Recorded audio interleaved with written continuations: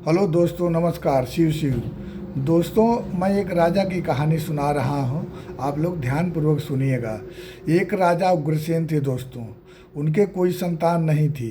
बहुत धार्मिक प्रवृत्ति के राजा थे वो जो है धर्म ज़्यादा करते थे, अधर्म नहीं करते थे दोस्तों।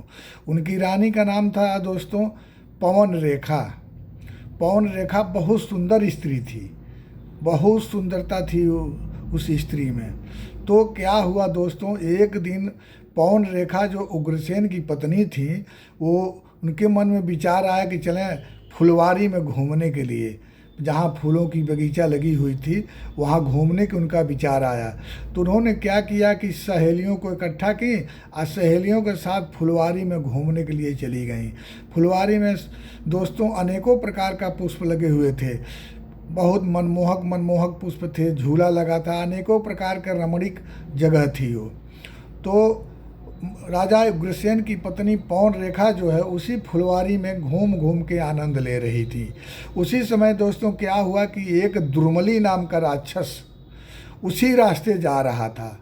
तो जब वो राक्षस उस रास्ते जा रहा था तो रानी पर उसकी नज़र पड़ा। तो रानी को देख करके वो मोहित हो गया। जब मोहित हो गया दुर्मली राक्षस, तो वही फुलवारी में वो उतर गया। जब फुलवारी में उतर गया तो रानी से बोला कि रानी, आप जो हमारे साथ संबंध बनाइए।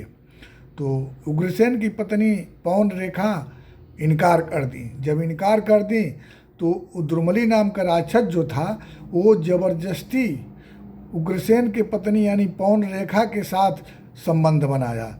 संबंध बनाने के बाद में वो तो असली रूप में आया। पवन रेखा घबरा गई। फिर दुर्मली तो चला गया। अब पवन रेखा वहाँ से रोते रोते आई घर। जब घर आई तो राजा उग्रसेन को बताई सारी बातें। तो राजा उग्रसेन को क्या पता कि कौन था। राजा उग्रसेन अब क्या करें। उसके बाद में क्या हुआ दोस्तों, वही दुर्मली के अंश से जो है उनके पवन रेखा के पेट में गर्भ रह गया।